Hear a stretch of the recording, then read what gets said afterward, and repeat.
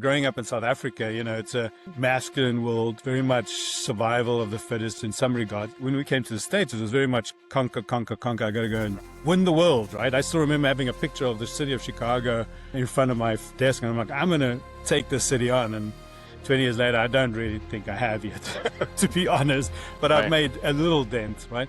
So we have these identities, and so I was really interested to know what's my true identity.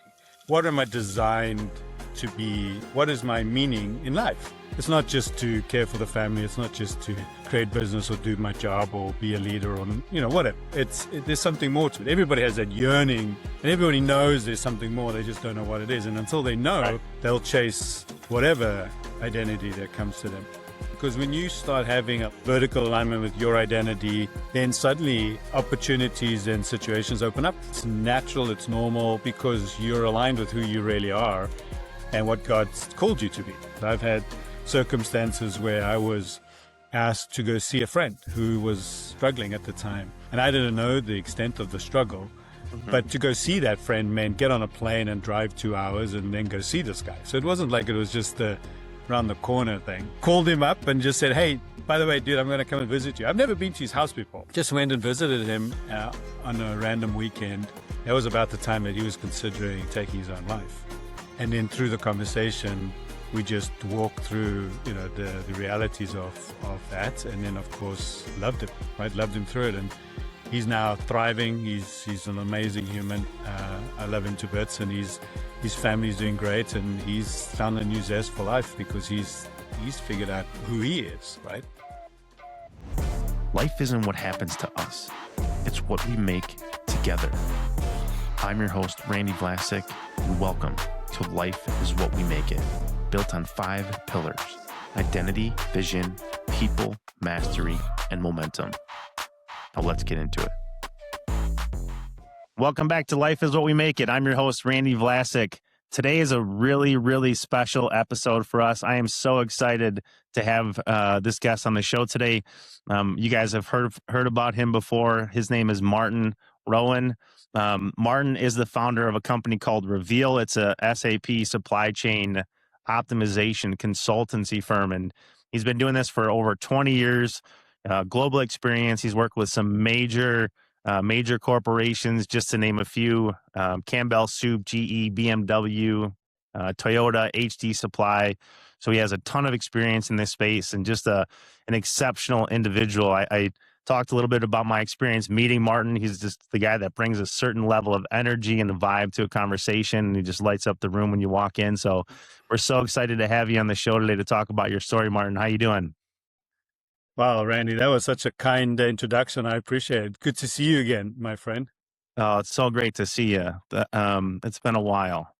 Last time we sat down for lunch, and I talked a little about, Jamie Winship and the identity and all that stuff. So it's been quite a while. And you're doing a lot of stuff. I see every time I open up LinkedIn, it looks like you're recording a new podcast or traveling somewhere. You're at a different conference. Yeah, life's been fun. I mean, I love your title, right? Life's what you make of it, and I think that's exactly it. I've come to recognize the fact that life is one big fat adventure, and if you don't see it as that, you are going to be left behind. And of course, that wasn't always the case. So that's part of my maturity and journey in being able to see it that way. But at the end of the day, I feel like this is exactly it. Life is a river, and it's going to flow, and you're going to hit rapids, and you're going to go around bends, and you're not going to know what's there. But as long as you allow yourself to go with the flow, to coin a phrase, then I think you're going to actually end up enjoying life a lot more. It's challenging. We're all always faced with different types of challenges, and life can be hard, but that's okay. Like you mentioned, going with the flow, it always ends up, I think, to end up the way that it's always supposed to. So to get started, one of the things that you'd mentioned was, we talked a lot about identity and finding your identity. Tell us a little bit about how you got to where you're at today. And I know one of the things that's important to you is living out your identity through the business world. But if you can give us just kind of a brief overview of, how did you get to be the person that started Reveal today, and how did you find your identity, and how did that help shape the leader that you are today in your organization? I think the thing about identity is that you don't really know what it is until you've actually going to explore for it or try to discover it. And if you had asked me what's my identity 20 years ago, I would have said one thing. If you asked me 10 years ago, I would have told you another. Uh-huh. Um, I don't know if one really understands what it is. And I think that's part of the false truths that we think are real truths, and we believe them. And those identities is what we then hold on to. For the longest time, my identity was wrapped up in the business. It was my third child, and I treated it as such. I always say my wife was able to care and nurture for the real children, but this was mine. I birthed it, I started it, I nurtured it, right? And so there's a different level of connection that I've always felt responsible for. Then on top of that, adding the fact that as a man and as the head of the household from a breadwinner perspective, I also had this provider drive in me, right? So I want to provide for the family. And so, of course, I want to provide for the family, which means I got to keep working on the business because the business is giving me the means to provide for the family, which means I can sacrifice some of the family things because as long as I do the business, because that's doing and giving me the means to help provide for the family. And then I get caught up in this vicious circle. And I think if you had asked me 10 years ago, where am I would just tell you I'm a little bit of a lost business owner. That would have been my identity. Sure. So tell us about finding your identity. We talked at lunch last time about the book by Jamie Winship, Living Fearless, right? Yeah. Can you tell us a little bit about your journey and identity and what that looked like? Reflecting on that lunch was, when you guys talked about doing this podcast, we didn't know each other from a bar of soap, right? I mean, we'd never seen each other, never heard about each other. We were on some other conversation group together, and the leader said, "Hey, Martin talked to Randy, Randy talked to Martin," and then it ended up in lunch. And I remember still asking you that question, like, "What's your identity?" And you kind of answered like I did. Well, I'm this, I'm a father, I'm a business owner, and I'm a husband, I'm a son. All these titles and identities we wrap ourselves in. And those are all true, right? They're not false, they're true. But added to that, we end up also having other identities like I'm not enough. I'm a disappointment. I'm afraid. Like there's all these other things we start believing about ourselves, and that's the false, right? That's the stuff that's not necessarily true. Sure. And that can come from so many places, right? It comes from childhood traumas. It could come from life experiences, actual failures. People telling us certain things. So those identities we build up over time. But how this came about for me was I actually got a really poorly recorded podcast actually from like one of the original ones that Jamie did, and he would even tell you now it was kind of just a recording in some church that he was presenting, and he was talking about God-given identities, and that's really what it comes down to: is who do you believe Almighty God, unconditional love, the universe, however you define it, says who you are. There's another book out there that I love by John Eldredge called Wild at Heart. And he refers to the same thing. He says, one of the biggest things that men typically struggle with is that their fathers never validate them.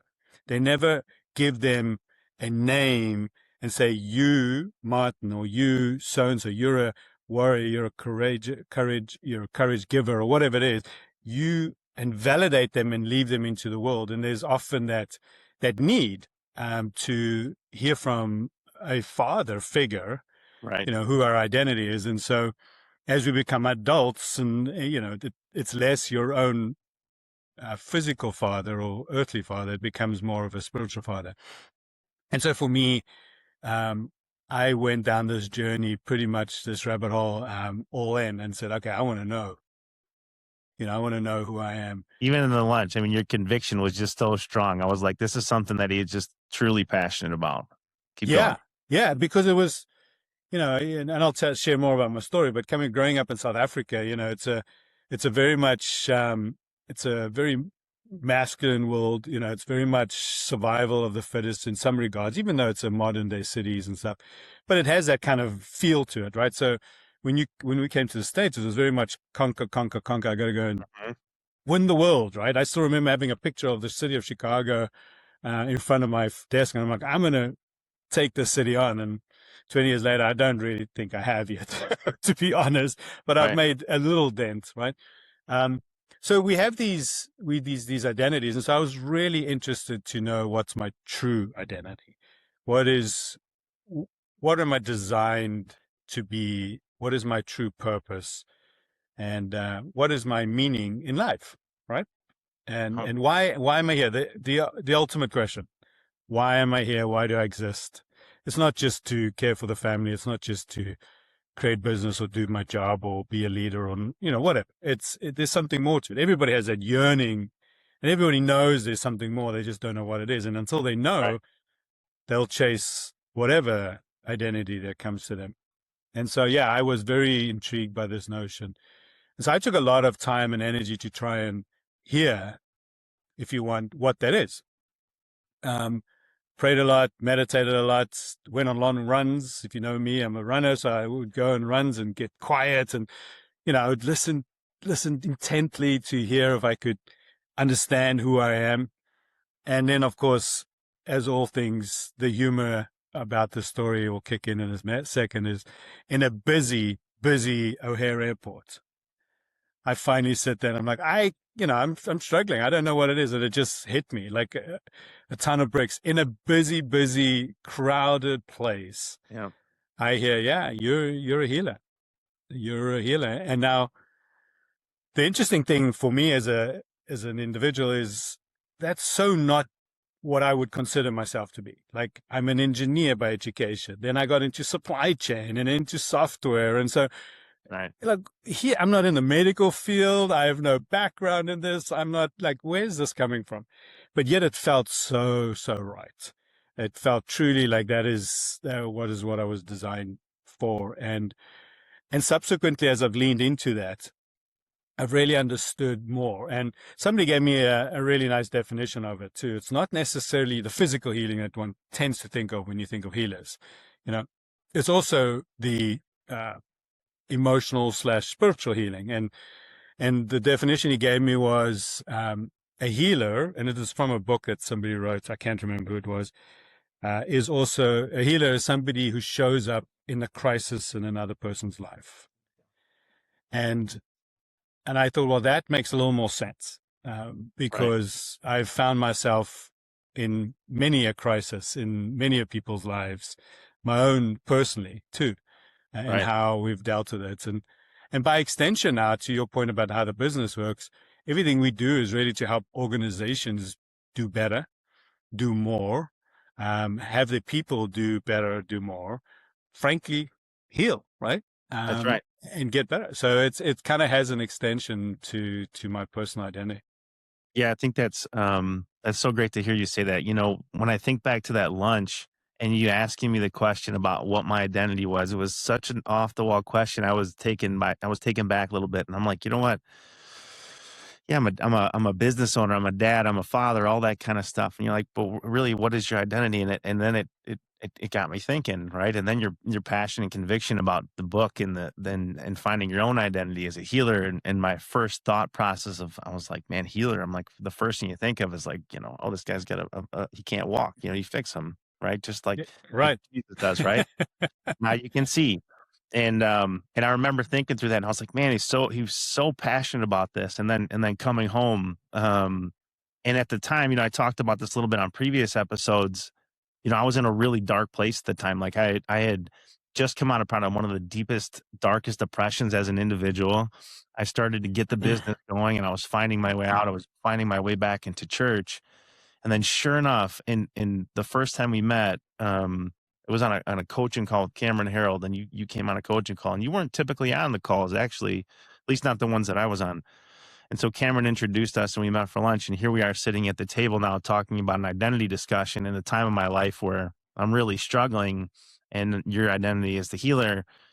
I remember walking out of that, and it was one of the best, most impactful lunches that I had sat down with an individual and had. And I got the book immediately. I ordered it from the car, sitting in the parking lot, and I read it. And going through the process of finding my own identity was really, it really helped me. Do you remember what I called you for and about when God finally told me my identity, what he said it was? What he told you yours was? Yeah. Yeah, but you got to share it though. I need to hear you say it. Okay. So I go through this process in Jamie Winship's book and finding your identity, and you write down all these false identities on a piece of paper, and you envision yourself handing it to Jesus, and then he does something with that. And for me, Jesus takes that and throws that away. And now he tells me that your identity is idol. And I remember hearing that just like you did with Healer, where you're like, I got this warm feeling, but and it feels right, but it doesn't make any sense to me.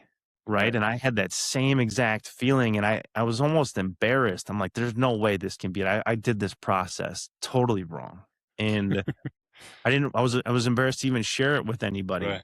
and I remember, I called you up and I'm like, I got to tell Martin about this and see what he thinks. I don't really understand it yet. And he's like, I remember calling you and telling you, and you're like, oh, that's unbelievable. Like, yeah, but who am I, right? Who am I supposed to be an idol? And I'm not, and that's not the point though. And you helped me kind of understand that a little bit deeper. And you said, it's not about showing up as an idol. It's about helping other people who maybe idolize certain things that aren't God, and helping bring people closer to God, and help them realize what really is important. And that was just a great conversation. So that journey with me was just exceptional. And I just want to thank you so much for that. Oh, You helped me so much.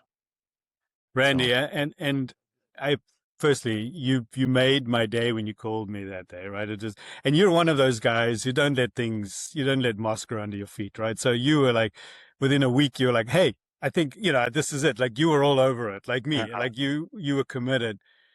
But honestly, my friend, I think it warms me because I didn't even know you needed healing. right. And yet we had lunch. And that's where this identity thing is so powerful, because you don't necessarily lean into everything as if that's your thing, right? I mean, you don't know what's on the other side. I've had so many conversations where it goes nowhere, and there's some conversations that, like in your case, where it really mattered at the time to have that conversation. And the fact that you came away from it like, hey, I'm a idol breaker. Like I'm here to break the, idols. I'm trying to take it away. I'm trying to expose it to people. I have a friend who's a truth teller. That's his identity. And oh my word, is he amazing at that. When you talk to him at some point, you just go like, okay, can you just stop with the truth? It's hurting. Sure. But that's him. That's his, and when you lean into it, it just becomes, and crazy. My wife is a wise nurturer. And when she heard it, she was also like, this doesn't make any sense. And then when we all heard it as a family, we were like, absolutely. That's exactly who you are. You show up as a nurturer, and you're always got full of wisdom. And it's like, you don't even know that that's the case. And that's what's so beautiful about this identity thing. It's not some occultic kind of viewpoint. It's like, it's literally, it is by definition who you are anyway. You just don't know that yet. You haven't exposed yourself to that. It's just an unawareness right now. Yeah, 100%. And I think the second piece of that too, that comes with finding your identity in the eyes of God, right, is being able to have those real conversations with him and how we pray and how we speak to him. So, right, it's not, I always found in my prayer, I was always going and asking God when I needed him the most. I would always say, hey, I'm struggling. I got this challenge in front of me. Can you please help fix this? That was always the prayers that I had. Yeah. And then after having that conversation, read the book, it wasn't supposed to be like that. It was supposed to be a conversation, just like Jesus had with them. And then that challenge now was, what do you want me to know? What do you want me to understand about this challenge? And what do you want me to do here? How do you want me to move forward? And I started to do that in everyday life and in all the challenges that I was having. And then I started to see all these different coincidences happening, right? Or at least what a lot of people will call coincidences. And I really truly believe that is really God's plan. And as long as I am listening and asking the right question, he leads me down the right path. It's not about him coming in and just, creating some miracle all the time. Sometimes it's just about him telling me where to go and what to do. Have you had any experiences like that? 100%. I'll tell you, and I refer to that as alignment, because when you start having alignment vertical alignment with your identity, then suddenly opportunities and situations open up for you. It's natural, it's normal, because you're aligned with who you really are and what God's called you to be. And then, to your point, coincidences, which are really just fate-based situations, right? Happen, like you and I. Like it wasn't haphazard that we ended up meeting, right? That's right. It was needed, and it was meant to be. And I've had many situations like that, which has been very fortunate. I've had circumstances where I was asked to go and to go see a friend who was struggling at the time, and I didn't know the extent of the struggle. Mm-hmm. But to go see that friend meant get on a plane and drive 2 hours and then go see this guy. So it wasn't like it was just a around the corner thing. And I said, okay, when? And there was no real answer. And then at some point, about 2 weeks into it, I was like, okay, now. So I was like, okay. So I quickly went online, Randomly. called him up, and just said, hey, by the way, dude, I'm going to come and visit you. I've never been to his house before. Like I've known him for 15 years. We've done a lot of things together, and just went and visited him on a random weekend, and sat around a table after dinner, and the family went away, and it was just him and I, and he started opening up, and he was at a lowest point of his life. And when I started feeling, when we worked the time back, when he started feeling, or when I felt like I needed to go and meet with him, right? That was about the time that he was considering taking his own life. Wow. And then through the conversation, we just walked through, the realities of that. And then, of course, just loved it, right? Loved him through it. And he's now thriving. He's an amazing human. I love him to bits, and his family's doing great. And he's found a new zest for life because he's figured out who he is, right? So Yeah, such a wonderful story. it is. And it's just listening to, being open, being aligned, being open, and in hearing and in doing, right? Because the doing part's important, right? That's where I think a lot of Jesus followers or faith-based people fall flat, is that they like the monologue prayer, right? I'll tell you what my problems are. Right. Just don't tell me what to go do about it. I don't like that part. And I think that's the reality, is that the doing is really what matters. That's what we put on earth to do, is to care for others. 100%. And that's a great story. Thank you so much for sharing that. It's unbelievable to hear.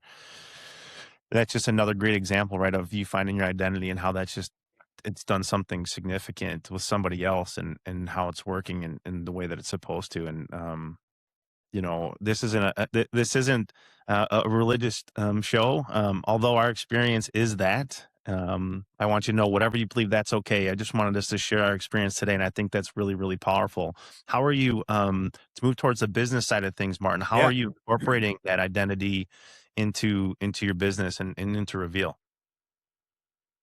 So the first thing that happened to me is, because when I became so passionate about it, and I actually identified my own identity through prayer and stuff, I wanted to share that. And the first group I shared that with was our leadership team. And it was quite an amazing experience. Each one of them now know their identity. They are 100% aware of it. And that's radically changed the way we show up at work, because we all come first with identity and then with our title, right? Sure. If you think of it, right, where it used to be the other way around. We'd come with our title and show up and do what we need to do based on who we are and what our job title is. Yep. But it changes when you come at it from an identity perspective. So that's been amazing. And then it just permeates through our culture. So we're also a mixed religious group of people, different faiths, different backgrounds. Was your team receptive to that at the beginning? How did they take that? Did you come there and what is going on? Martin's coming and talking about everybody finding their identity. Yeah, I mean, it took time, right? It wasn't like it was immediate, but everybody took their pace to get there. And it's either you want to do it or not, and you get to that point where you either do it and you just follow the process, which is pretty simple, which is basically just saying, look, I gotta let go of all the false beliefs and identities that exist, and then allow me to hear what's the actual identity. Who am I? And then live into that. And so that's permeated through our culture. And like I said, we have a really mixed group of team members, which are fabulous because the diversity is beautiful, Sure. different backgrounds, different heritages, different countries, different religions. Like it's a very mixed bag because we're in the software space. I You love tend that. to find that. But yet, I think if you talk to every one of them, they have some deep belief around who they are and who they can be. There's different versions of saying it. People like Andy Andrews will say, it's the best, be the best version of yourself, right? Guys like Ben Hardy would say to you, be your future self. Like there's different versions of it, but really what they come down to the same thing, which is you're being who you're supposed to be. Right. Yeah. Very good. I think I've heard you say that you feel that supply chains they have a commercial side, but they definitely can also have some benevolent good to them. I think most people typically see what the commercial side of the supply chain looks like. Can you give me an idea of what when you started to see both of those? 100%. So it's a really good story, actually. So when we did the business, it was all commercial, right? When we founded it, we didn't have any major lofty goals at the time because we were young and we just wanted to do a business and see if it could work, right? It's a little bit of, hey, we got an idea. But my youngest daughter, she was 11 at the time, Megan, and she came to me one day and she said, Dad, I really want to go help the street children in the Philippines. And I'm like, the Philippines, like, we're living in Chicago. She's 11. I'm from South Africa. I've seen poverty before. I'm like, I have no real interest in this. Like, Sure. so I just kept putting it off and saying, you're too young, you're too young. And by the time she turned 13, she had been, coercing me for 2 years. I mean, this is an 11-year-old kid, now 13. Awesome. And finally, at some point I said, you know what? Okay, fine. Let's go help whatever this group is this is a service group that's part of the church we were at the time. Go to this group and just south of Manila, 2 hours south of Manila, and to go and help these street children. And so my eldest daughter decided to go with me as well. So it became a daddy-daughter thing. That's so good. Yeah, it was amazing. And so we went for 14 days. How old was your oldest daughter? 2 years older, 2.5 years older. So she was 15 and a half, right? Yeah. So I was just talking about this the other day with somebody else. My daughter's 15 now too. And, I'm definitely not the most important thing on her schedule. So being intentional on scheduling time. So it's great to hear that they both want to go with you. You had to have been super excited about that. I was very excited. I don't think for one second that they really want to go with me. I think they just wanted to go. I think I was the chaperone, right? Okay, that's okay. I was the chosen chaperone, which I was totally okay with at the time. Sure. Yeah. My girls are amazing humans. We've got an amazing relationship. But that youngest and I, we did have some turmoil. She was a young teenager, and so, but the long and the short of it is, we went there for these 14 days. And I don't think there was a single day in those 14 days that I did not cry. Because we would go from one bad situation to another every day and go and help these families. From people literally living on the streets, and kids living on the streets with no parents, or if they do have parents, they abandoned, right? They sniff glue at night to stay warm. And then in the day, they run around trying to find food and beg and stuff like that. There's 1.5 million street children in the Philippines out of 70 million people. And horrific stories. During the day, they would fill these main streets with these stalls for people to get food, and these kids would run around and steal things or beg or whatever, right? And then at night, they would collapse all this stuff, and then these trucks would come through and just clear out all the garbage off the main street so it can just do it again tomorrow.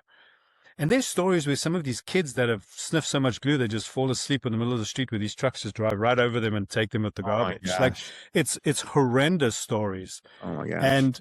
And you go from that to a local garbage dump, which is where everybody's garbage gets dumped, from a community perspective. And then there's an entire village that lives around it, where they literally, the parents go and pick things off the garbage dump when the new trucks come in, that they can go and resell it. And the kids are running around there playing soccer. And your heart breaks because they live in these shanties on these dirty rivers. These mangy dogs are running around, and that's their life. And Wow. and the thing that I found fascinating was we were providing food to these kids and these families, and that was the supply chain part of it, right? That food came from the States, was packed here. Yep. It wasn't feed my starving children food, but it's the same idea, is that they pack it and then they ship it to these communities that ultimately, and that became the key part about it, because the one thing that I found fascinating with all of this was, as much as it hit my heart, the thing that really made me most sad was watching the parents, because the kids, to some degree, are somewhat oblivious to it. They don't know a better world. Sure. So they're running around, giggling, playing soccer, especially the younger ones, right? They're having fun. When they get older, they become more aware, and then they realize their circumstances, and that's where it gets really sad. But the parents have such shame.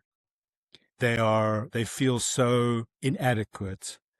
But yet they love their kids. They're trying to care for their kids. And so this group that we were with was actually out there to help these kids that do not have families, to bring them into an orphanage and care for them and school them and feed them and, really create a wholeness back into them. But they said that even if the family was poor and had almost nothing, it was better to keep the family nucleus together than to break up the family. So Sure. they really only took the children that didn't have parents that could take care of them. And when I came back, I remember still looking at business partners at the time going, if we keep doing this just to make money, then I don't think I can do this anymore. We have to change. And that was around 2014. We had just been probably about 9-10 years in business. We celebrated 20 years last year, and it was a pivotal point. So 2015, we literally changed everything. We changed our purpose. We're now an economic engine for good. We're a for-profit company, but we do good with it. We put aside funds every year that we give away. We give every employee 5 working days, paid working days, to go give back on any cause they care for. As a company, we come together quarterly from all around the world. We fly people in, and then we go do give back sessions and programs. It became our big part of our heartbeat, because of that experience of that little 13-year-old kid who said, hey, I want to go help these kids. And Wow. me realizing that supply chains can also provide the key ingredients for water, shelter, food for kids that don't have around the world. Wow, that's such an amazing story. Broke my heart there for a second. I can't believe that I've never seen that before. I'm gonna have to look further into that. Um, that's great to hear that it made such an impact on you, and that you're doing some good things with your business to give back. If I can dig a little deeper onto that, at what point, we're always thinking as business owners, cash flow and profits and things like that. When you get to that decision where you're like, hey, this has made a real impact on me. I want to drive this change. I want to do some good in the world and give back. Like, can you walk me through what that decision looked like for you? How did you come to that decision? And then how do you bring everybody to join that movement?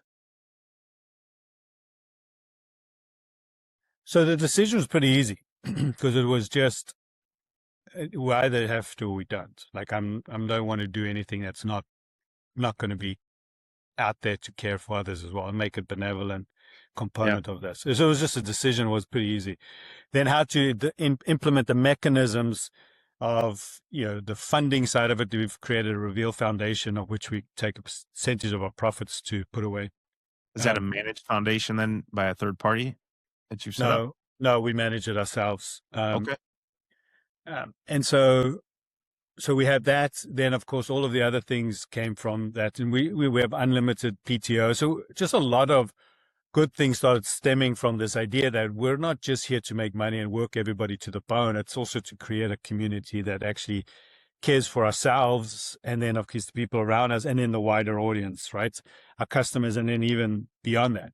And so it created this bit of this ripple effect. But it hasn't all been sunshine and roses, right? I mean, it's not like suddenly our business took off and we were, doing great. I mean, we went through one of our hardest times just 5 years later in 2019, Okay. where we got to the point where we literally had to look everybody in the eye and say, we are out of cash. We burned through 4 years of savings. We have nothing left, and we have two choices.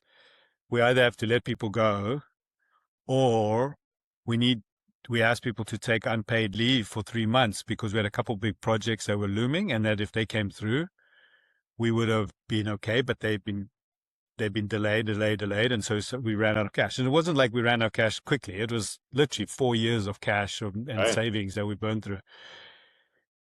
But now we had 4 years of this culture building and realizing that we're actually here for each other, not just to make money. Very good. And I laid it out to everybody. And you talk about bringing tears to your eyes. Every single person in our company came to us and said, hey, I can give 6 weeks. I can give 2 months. I can give this. Hey, I've got money in my 401k. Could that help? Hey, I just sold an apartment in San Diego when I moved here. Every person in the company. And I was floored. I literally went home that night and looked at my wife, and I'm getting emotional now because I was like, I've never experienced that before, where it always felt like the business was giving, right? But this was where the people came back and said, no, I believe in everything we're doing so much so that I'm willing to give. And it was amazing. And thank goodness the projects came through. We were able to get everybody back. And we not only did we pay them back, we were able to pay them back a return on that investment they gave us. Because to them, that was an investment in us, right? That was them giving up time. So we paid them back an investment rate on their investment back to us by the end of that year already. And that, by the way, was 2020 when COVID hit. So we, even through the midst of COVID, we were blessed enough to get through all of that, give everybody their money back and more, and still come out the other end. But it was the crux of being able to be honest and vulnerable in that moment with everybody in the team to lean in. It was probably one of the most pivotal moments in my life. That sounds from a business point of view, for sure. Yeah, I mean, and you've had to have set up a really great culture from the get-go to have them come back and want to do that stuff. And I find that too, like if we really believe in our team and the people around us, like they'll show up when we need them to. And so that's just an amazing example of that really coming to fruition. Now, you work with people all the time, and if we talk about some of the things that you're doing with Reveal, now you're walking into organizations. Tell us a little bit about that. You're Fortune 500 companies. You're coming in. You're sitting around the table with executives, and you're trying to help them understand that there's money left on the table, and you want to change things. What does that experience look like? How do you handle those situations? Yeah, again, it's one of those things where we keep telling everybody we don't always recognize the privilege of the job we have. We get to experience so many different companies, so many different people, so many different industries. It's just incredible. The only commonality that they have is that they run this software called SAP, right? They're multi-billion-dollar companies. They're mining companies. They're utility companies, they're consumable companies, they're a manufacturer, whatever. They run this platform. And this platform is an ERP, so it really touches every part of your business. And most companies, actually, we have now, after 20 years of research, have come to recognize that 94% of companies that run SAP do not get the value they expected out of it. 9 out of 10 companies. And that is because further research has showed that they don't utilize more than 35% of this technology. So they spend millions and millions of dollars implementing one of the most important assets in their business. It touches every part of their business. It's how they create their financials. Everything flows from it. That's right. And they're unable to leverage it. And so that was actually the genesis of Reveal, which is to reveal the hidden value in your technology. Sure. 2005. And then as we've matured and as we've changed our culture, the privilege we now have is now to go in and not only show them where they're wasting money or where they could possibly be saving money or making money, we have the privilege now to go in and help guide leaders and coach them and their own teams even, and the people on the coalface, the guys that actually do the work every single day. We get to work with them shoulder to shoulder and show them in different ways to make their lives better. And one of our favorite measures of success, because we have many, right? So inventory is getting better, service levels getting better, spend is getting better, profitability, all the nice metrics all executives want to hear. Sure. But one of our favorite measures of success is when we leave and people hug us on the way out, going like, you'd have no idea how you changed my life. Yeah. I get home now at a reasonable hour. I'm not stressed. I can commit my time to my kids. I'm not logging in at 10 p.m. at night anymore.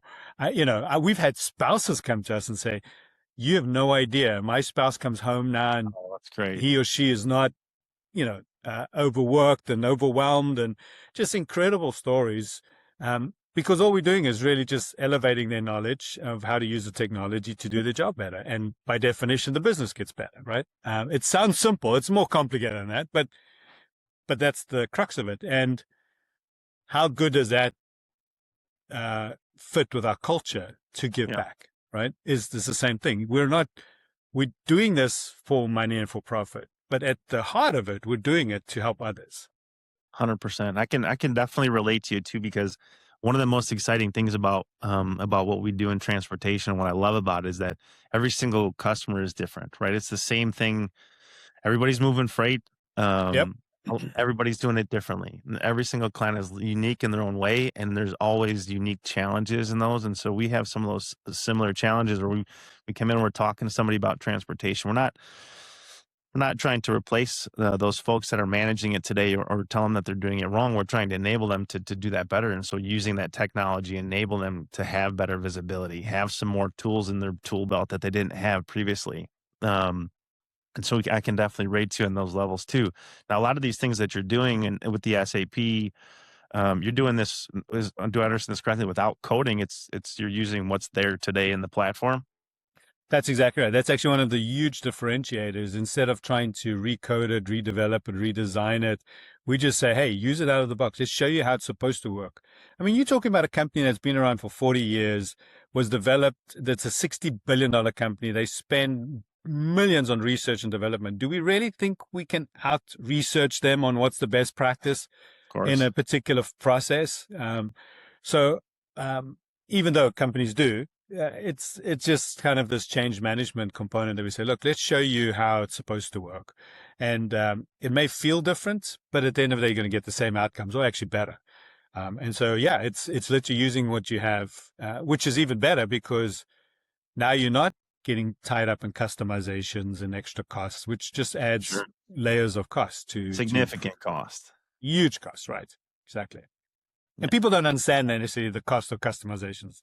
They think that's what makes them unique, and it actually has got nothing to do with the uniqueness. The uniqueness is in their product, innovations and their speed to market, not how well they create a purchase order or a production order. And, that's not unique.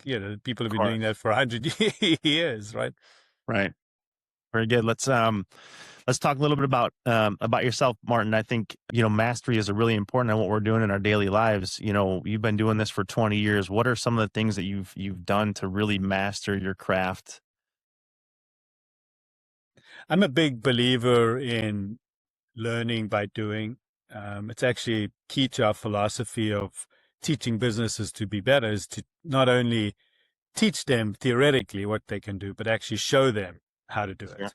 So learn by doing. It's no different than you don't really become a good driver until you drive, right? You can't learn how to drive just by watching a YouTube video. Some of us never become good drivers. Fair point. Very fair point. But learning by doing is a key concept. So I've always had a philosophy of curiosity and in leaning in. So I'm very much a doer kind of person. And so how I've mastered my craft, I would say, and this is a business and what we do, is by actually being part of it and doing it. Being part of the first sale of it, being part of the first project and delivery and the first support and and the first hire and the first fire and all of that. You learn by doing. And I think only through those experiences do we really become masters. I know that I think it's Gladwell who says, you got to do 10,000 hours of something to become a master, right? Malcolm Gladwell. I think there's some truth to that. Sure. But I don't think mastery doesn't mean that you're the best necessarily of everything or the best of one thing to the level where you're the best violinist in the world. I mean, there's a lot of good violinists that can make a big difference to an orchestra. And I think it's the same with us. We may not necessarily be the best of the best of the best, even though we're really good at what we do. But we are masters in our world, and we have mastery to the things we do that make a difference. And I think you just got to find what that is for you and just lean in. And curiosity is a big part of it, right? Because if you're not curious, you won't want to learn. You won't want to find out. You won't be seeking what's behind that door or behind that rock again, right? That's right. Because you just don't really care. So curiosity is a big part of it. Yeah, I see that. I mean, even growing up, right, I wasn't the best student, and I think it's not because I wasn't a good learner or a good student. It wasn't that I just wasn't applying a lot of that stuff in real life. So that curiosity that wasn't there, the engagement wasn't really there. And I think as I came further along in life, I really started to get more curious, right? And then when I wanted to learn something, then I invested the time to go and learn it and master those skills, right? So that's a great point. Martin, how old are you? Can I ask you? Yeah, 54. 54. You're in absolute shape. What are some of the things that you do on a regular basis to stay in such great shape? I'm not a routine guy necessarily from a fitness perspective, which will be shocking to most fitness fanatics who are routine guys. Yeah.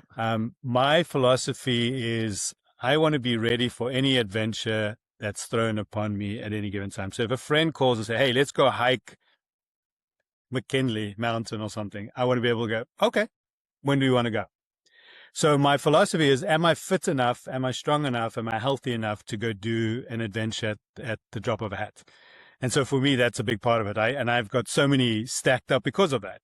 Just this fall, I cycled through the Balkans for 7 days and climbed the heights of Everest in terms of elevation and I think it was the length of the Grand Canyon over 7 days, right?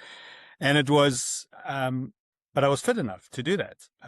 And even if it was cycling versus running versus hiking versus skiing's another love of mine.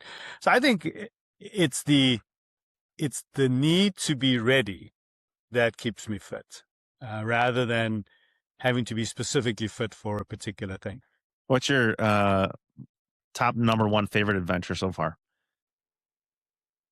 Oh, my favorite one so far has been, is actually one of my favorites is probably coming up now in this year, but I haven't done it yet, so I can't call it my favorite yet. But one similar to that is we rafted and hiked from Alaska into Canada all the way to the Arctic Ocean. We started in the Brooks Range in Alaska, down the Firth River, and between hiking and rafting, we through snow, through the tundra, all the way through into Canada, all the way to the actual Arctic Ocean. It took us 15 days. And we were dropped off by bush planes. It was like a 3 or 4 hour flight from Fairbanks, Alaska. They literally threw us off for the side of a river, threw all the gear out. There were about 9 of us. We had a couple guides with us. Wow. The guides had never done that particular one yet either. So it was new for all of us. And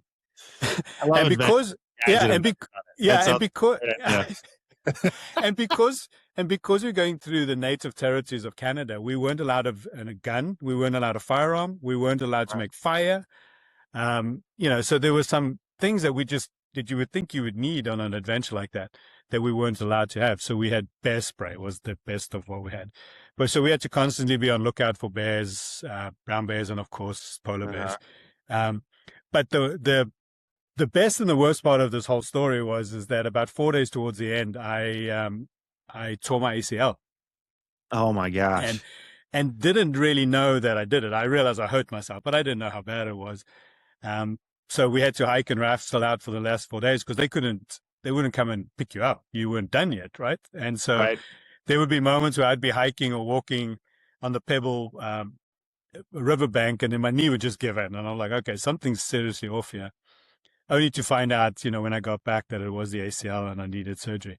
But it was such a spectacular, unique experience doing that. And only 100 people a year go to that part of the world. Wow. So it was just super exclusive too, right? And unique. So going with the flow and going with the flow, going with the river, right? That's exactly right. In real life. That's a great story. Rapids and all. Yeah. Yeah, I know. So like I mentioned before, every time I open up LinkedIn, I see you doing a podcast or speaking somewhere. I know you were just at a supply chain conference in Vegas. You spoke there. You seem to be traveling a lot. You're definitely harnessing the momentum. How do you keep yourself from burning out? I make it a real point to find solitude and time for just reflection. I think is a big one. So I spend a lot of time early in the mornings, just starting my day with just reflecting, meditating, just kind of getting my head in the game. Also, just looking at the past and being thankful, being, hugely grateful for the things that have been given, good or bad, right? I mean, again, just to be clear, this is not all up and into the right? I mean, we go through all kinds of normal stuff. And one of my favorite books of all time is a Stoicism book by, I think it's Holiday who wrote it, which is The Obstacle is the Way. Is realizing that sometimes the things in your way are there for you to go through so that you can come out and learn about it. And so being open to what's before you is for you is such a key message. And so I think for me, that, and then these adventures, I have to have one a year, which gives me a little bit of my solitude of being able to draw on energy for myself. My poor wife, she just knows that I'm going to be away for 2 or 3 weeks, going somewhere in the world. And the time when we were in the Arctic, there's no contact, right? That's right. There's no cell phone. So you're away. And so one of our upcoming one is going to be sea kayaking in Greenland. So that's going to be fun. I was not going to see how good that's going to turn out, but yeah, lots of things. So I think it comes down to making time to find peace for yourself. That's right. Yeah. I think my adventure I'm going to undertake this year that I'm thinking of is riding from San Francisco to Los Angeles. Oh, I like that. Yeah, I'm going to try that trip this year. Maybe we can connect on one of these adventures at some point. Yeah. Well, isn't that through Death Valley too? I'm not familiar with Death Valley. Okay. There's a nice big ass desert somewhere out there that I wonder if you're going to be going through. Yeah. I actually... I tried to put it together back in 2020. We were going to make the trip, me and a cousin of mine, and we were unable to do it. But I think this is going to be year to do it later in the back half. Yeah, I love to hear about it. Yeah. All right. I would like to dive into one last segment as we close up the show. It's been so great to have you on. So quick rapid fire segment. I'll ask you a couple questions. Just whatever comes to mind. You ready? Ready. All right. What's your favorite city that you ever spoken in? Amsterdam. One book every leader should read. Living Fearless. That's a great book. By Jamie Winship. Are you coffee or tea on the road? Oh, coffee all day. Cream or sugar? Just cream. Right. Best piece of advice that you've ever received from somebody? I think that was leaning into curiosity. I don't think I knew what that was. I grew up dyslexic, not even knowing I was dyslexic. So I found that there's an advantage to that in some degree because I see things maybe other people don't see. I couldn't read well, but I could see things and experience things. And I think for me, somebody called that out and said, you have a curiosity that's beyond the norm, and lean into that. And I think I've really taken that to heart. That's excellent. And, on the show, Life is What We Make It, this is all about, people coming together, going out and doing things in the world to help each other achieve common goals. And this is somebody, sitting here with Martin right now, someone who's living this way every single day. So happy to have you, Martin. It's been an absolute pleasure. If the listeners want to go out and find you, what's the best way for them to go and find you? I would say LinkedIn is probably the easiest. The website for the business is revealvalue.com, and I'm listed there as well. So I'm an open book. I'll give you my cell phone, my email. I'd love to reach out if anybody wants to talk. And often I just probably leave your audience with this idea of, how you and I met would be considered random from an outsider's perspective, but very much not that. So if you feel led to reach out to me or to Randy or anybody, just do it. I think there's meaning behind it. So feel free to connect that way. 100%. Martin, thank you so much for being on the show. It's been an absolute pleasure. All your listeners out there, thanks for listening. Please like and follow and share this episode. We'll see you on the next one. Loved it, Randy. Thank you for having me. And man, I love what you're doing here. Those 5 pillars that you laid out is perfect. And thank you for having me on this. Martin, appreciate you so much. Thank you. It means the world to me. Cheers, mate.